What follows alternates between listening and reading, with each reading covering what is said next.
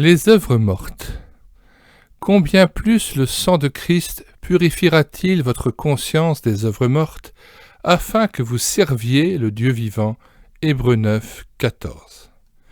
L'auteur de l'Épître aux Hébreux s'adresse à des croyants découragés sur le point de perdre pied, chapitre 12, verset 3. Alors que, tout au début de leur vie chrétienne, ces Juifs se sont montrés ardents pour le Seigneur, prêts à tout donner pour le suivre. Souvenez-vous, leur dit-il, de ces premiers jours où, après avoir été éclairés, vous avez soutenu un grand combat au milieu des souffrances, d'une part, exposés comme en spectacle aux opprobres et aux tribulations, et de l'autre, vous associant à ceux dont la position était la même. Vous avez accepté avec joie l'enlèvement de vos biens, sachant que vous avez des biens meilleurs et qui durent toujours. Chapitre 10, 32 à 34. C'est donc à des chrétiens authentiques, désintéressés et courageux, qu'est destinée la parole citée en exergue et qu'il convient de relire attentivement. Combien plus le sang de Christ purifiera-t-il votre conscience des œuvres mortes, afin que vous serviez le Dieu vivant. Hébreux 9, 14. Ce texte rappelle au moins deux vérités. La première, c'est qu'il est possible à l'enfant de Dieu, même le plus zélé, d'accomplir des œuvres mortes qui ne résisteront pas au jour du jugement. Et la deuxième vérité, c'est qu'on ne peut prétendre servir à Dieu et lui offrir un culte qu'il agrée aussi longtemps que la conscience n'est pas purifiée de telles œuvres par le sang de Christ. Les apôtres en étaient conscients, qui veillaient à avoir une bonne conscience devant Dieu, tant ils tenaient à le bien servir. Actes 24, 16, 1 Pierre 3, 16 et Hébreux 13, 18. Paul, le bouillant évangéliste, pouvait affirmer au gouverneur romain Félix « Je m'efforce d'avoir constamment une conscience sans reproche devant Dieu et devant les hommes. » Acte 24, verset 16. La conscience est le jugement que nous portons intérieurement sur nos sentiments et notre conduite.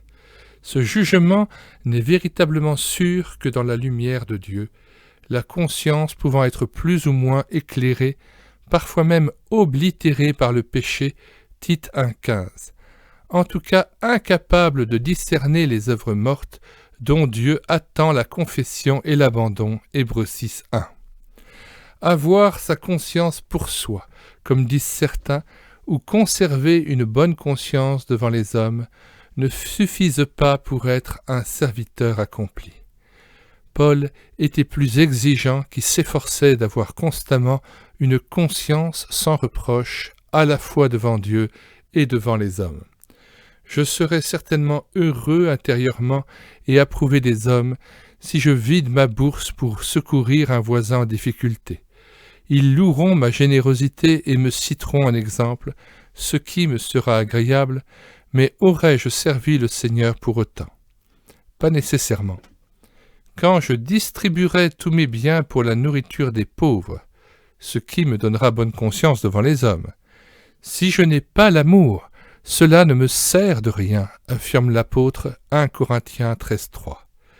Si inconcevable que cela paraisse, une œuvre jugée magnifique par nous-mêmes ou par l'entourage peut être qualifiée de morte, semblable à de la paille ou du chaume que le feu consumera. Que faut-il entendre par l'expression « œuvre morte » ? Notons d'abord que l'Écriture distingue trois sortes d'œuvres. Les œuvres mauvaises, Colossiens 1, 21, les œuvres mortes, Hébreux 6, 1, 9, 14, et les œuvres bonnes, Éphésiens 2, 10. Puisqu'elles ne sont pas qualifiées de mauvaises, nous pouvons affirmer que les œuvres mortes sont des œuvres sans doute excellentes aux yeux des hommes, chrétiens ou non, mais sans valeur, comme inexistantes, donc mortes, aux yeux du Seigneur, et cela pour plusieurs motifs. A. Ce sont les œuvres dont nous prenons l'initiative, donc celles que Dieu ne nous demande pas d'accomplir et qu'on ne peut ranger parmi les œuvres bonnes qu'il a préparées d'avance pour que nous les pratiquions, Éphésiens 2, 10. Alors, en petite note 1, remarque de M. Hadoul concernant les œuvres bonnes.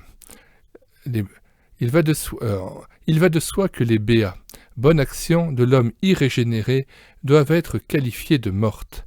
Elles ne lui permettent pas de s'approcher de Dieu pour lui rendre un culte qu'il puisse agréer. Il est des incrédules dont le dévouement force l'admiration de l'entourage et devrait faire honte à tant de chrétiens égoïstes et indifférents à la peine des autres. Il n'empêche que le plus altruiste des incroyants ne peut que produire des œuvres mortes, puisqu'il est mort dans ses péchés. Revenons au texte. Donc, petit a. Attendez, excusez-moi. Voilà. Ce sont les œuvres dont nous prenons l'initiative. Donc, celles que Dieu ne nous demande pas d'accomplir et qu'on ne peut ranger parmi les œuvres bonnes qu'il a préparées d'avance pour que nous les pratiquions, Éphésiens 2:10. Même généreuses, elles n'en sont pas moins mauvaises puisqu'elles occupent notre temps et nous empêchent d'en réaliser de meilleures, celles que le Maître attend de nous. Que penseriez-vous d'un garçon qui, au lieu d'obéir à sa maman qui lui demande d'aller d'urgence à la poste déposer la lettre qu'elle vient d'écrire, croirait lui faire un plus grand plaisir en restant à la maison pour dessiner un superbe paysage qu'il lui offrira ensuite en la couvrant de baisers.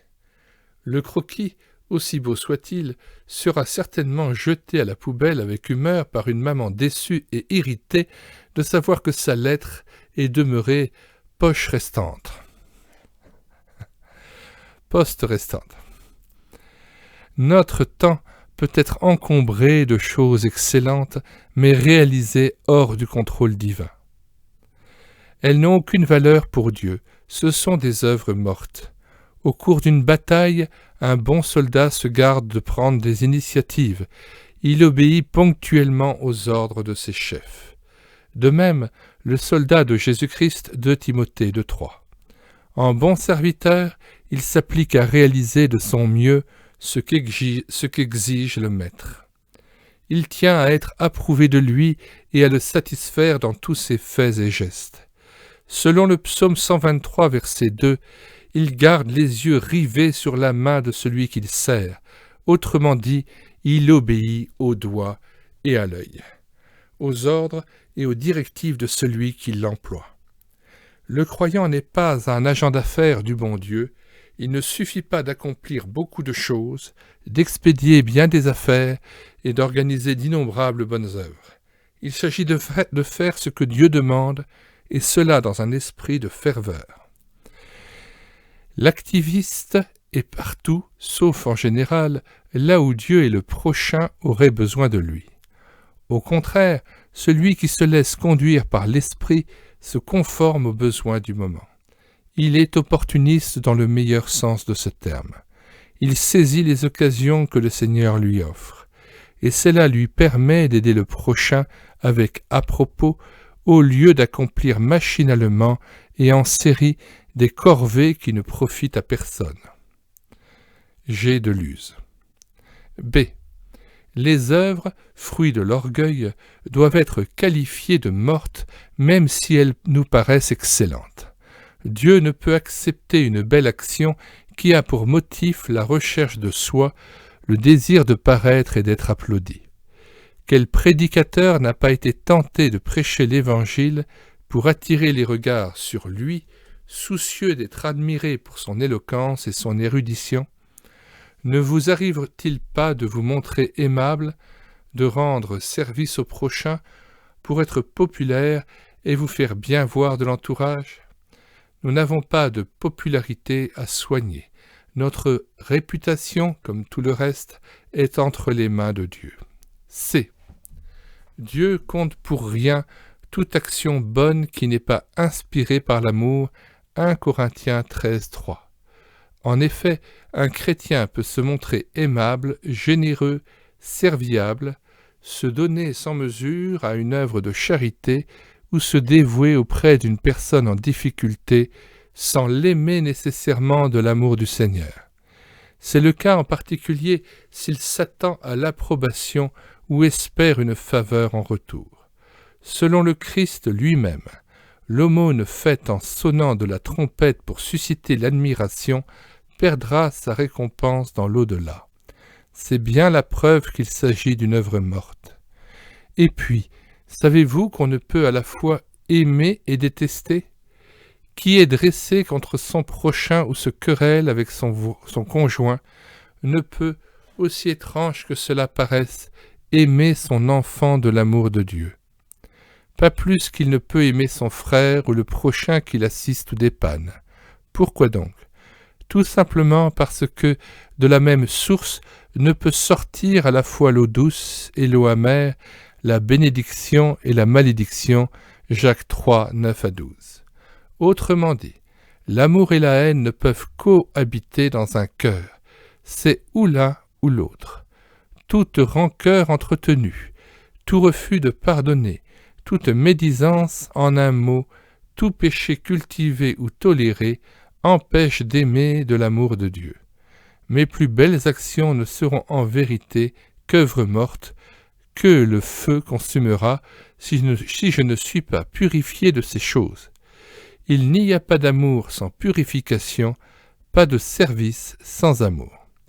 C'est pour cette raison que le Christ, le chef de l'Église, ordonne à l'assemblée d'Éphèse de se repentir, ses œuvres ne procédant pas de l'amour. Il l'invite à pratiquer ses premières œuvres, c'est-à-dire celles qui, comme autrefois, s'accomplissent dans le feu du premier amour. Apocalypse 2, versets 4 à 5. D. Toute œuvre légaliste, faite par devoir, donc sans amour, devrait être classée parmi les mortes. Il semble que les destinataires de l'épître aux Hébreux, chrétiens d'origine juive, sont troublés, se demandant s'ils ont eu raison d'abandonner la loi de Moïse pour suivre le Christ. Ne serait-il pas tenté maintenant de revenir en arrière, c'est-à-dire de s'éloigner du Christ pour observer les lois et les ordonnances relatives aux fêtes, aux sacrifices, à la nourriture, à la circoncision, au sacerdoce. De telles œuvres ne sont en vérité que des œuvres mortes si elles sont accomplies dans un esprit légaliste pour mériter la faveur divine. Colossiens 2, 16 à 23. De même, glisser une pièce à un mendiant simplement parce qu'un chrétien se doit de secourir les pauvres n'est pas une bonne œuvre selon Dieu. C'est un geste accompli pour soi, pour soigner sa réputation ou peut-être pour avoir bonne conscience devant le malheureux. Matthieu 6, 2. Mais que vaut cet acte de générosité si je n'ai pas un regard d'affection, une parole d'encouragement, une prière en faveur de celui qui tend la main? C'est de la charité sans charité. Dieu en veut plus. Laissons le Saint-Esprit dénoncer chez nous ces tendances de l'homme naturel. Le vieil homme religieux, ce personnage ô combien encombrant, se recherche lui-même dans tout ce qu'il fait. Il est donc à regarder comme mort. D. Les œuvres méritoires ne peuvent plaire à Dieu. Il faut les ranger parmi les mortes.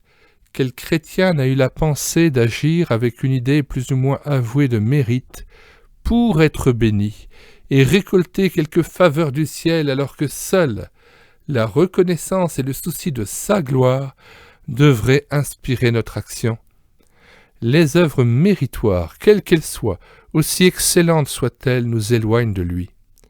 En résumé, toutes les bonnes actions accomplies par notre moi religieux qui cherche, parfois avec beaucoup de zèle, à plaire au Seigneur, doivent être qualifiées de mortes, car ceux qui vivent selon la chair ne sauraient plaire à Dieu. Romains 8, verset 8. Il n'empêche que l'enfant de Dieu doit se montrer zélé pour de bonnes œuvres. Tite 2, 14. Chacune d'elles étant accomplie pour sa gloire. C'est ce que déclare à sa façon l'apôtre dans Romains 12, 11. Ayez du zèle, soyez fervents d'esprit, conformez-vous aux besoins du moment. Cela suppose le souci constant de vivre dans l'intimité du Seigneur. Si d'aventure, et alors que nous nous exposons à la lumière d'en haut, le Seigneur nous révèle notre désir de paraître, notre zèle charnel ou notre éloignement de sa personne, ne lui résistons pas. Humiliés, confions-nous en sa grâce et croyons à la valeur du sang qui purifie de tout péché. Puis, sans nous attarder sur nos chutes, assurés de son pardon, repartons pleins de force et de confiance en notre Seigneur, fermement résolus à bien le servir. Quand notre conscience est entièrement purifiée par le sang de Christ, elle doit se dissiper comme un nuage. Elle voit se dissiper comme un nuage tout sentiment de culpabilité et de désapprobation. Elle est délivrée aussi de ce sentiment de duplicité, de manque de sincérité qui nous hantait et nous empêchait de nous approcher de Dieu avec assurance pour l'adorer et le servir. La face de Dieu resplendit sans voile sur notre conscience et par elle sur notre cœur. Lorsque la conscience est purifiée ou rendue parfaite, le cœur aussi est purifié et rendu parfait. Andrew Murray, gloire à Dieu. Parvenus à la fin de ce chapitre, un danger nous guette, celui de faire la chasse aux œuvres mortes, en vivant dans la crainte d'en produire. Ce serait être semblable à un homme qui, par nuit noire, cherche des champignons, un briquet allumé à la main. Il vaut mieux attendre la lumière du jour pour aller dans les bois. Ayons donc plutôt la volonté d'accomplir des œuvres qui plaisent au Seigneur, et que ce désir nous pousse vers lui. Dans sa compagnie, nous serons éclairés et gardés, il est la lumière. Que notre préoccupation majeure soit de vivre en parfaite communion avec le Dieu de paix. Il promet de nous rendre capables de faire le bien sous toutes ses formes pour que nous accomplissions sa volonté. Il réalisera lui-même en nous, par Jésus-Christ, ce qui lui est agréable. Hébreux 13, verset 21. Attendons-nous donc à lui, faisons-lui confiance et il agira. Question. Suis-je réellement désireux de servir le Seigneur et soucieux de lui plaire dans chacun de mes actes? Êtes-vous souvent alerté et repris par l'Esprit de Dieu? Reconnaissez-vous vos péchés de chrétien pour les confesser et les abandonner à celui qui a versé son sang pour vous? 2. En vous laissant sonder par Dieu, avez-vous décelé des œuvres mortes dans votre service? Lesquelles, par exemple, ou à quelle occasion? Les avez-vous confessées? Troisièmement, avez-vous l'assurance que vous êtes purifié de telles œuvres? Avez-vous l'assurance du pardon de Dieu? Comme Paul, êtes-vous de ceux qui s'efforcent d'avoir une conscience sans reproche devant le Seigneur?